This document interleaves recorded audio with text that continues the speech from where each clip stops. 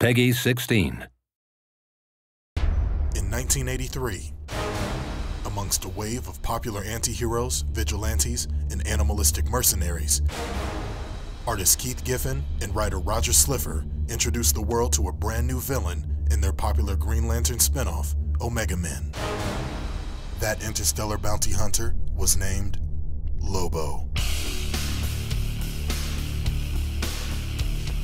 Initially introduced as an over-the-top parody of the aggressive and hairy heroes of other comic companies, Lobo was instantly adored by the fans and quickly evolved into the biggest badass in the universe.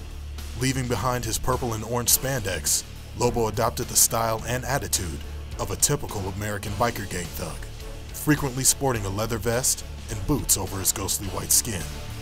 When you got Loba on your team, who needs Superman? Traveling the universe on his galaxy-hopping space hog, Lobo often leaves a trail of bodies in his wake.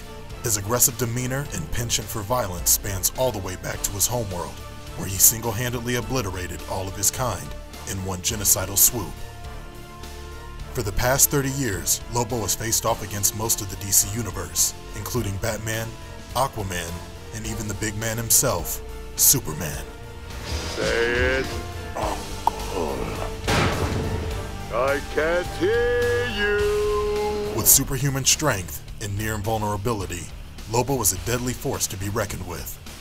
After hell rejected him and heaven couldn't handle him, Lobo was permanently banished from the afterlife, making him fearless of death.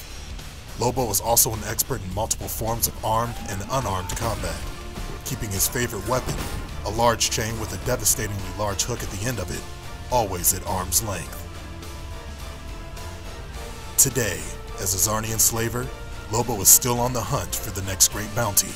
But will the heroes and villains working under Superman's regime allow Lobo to wreak havoc on Earth, now that all crime has been abolished?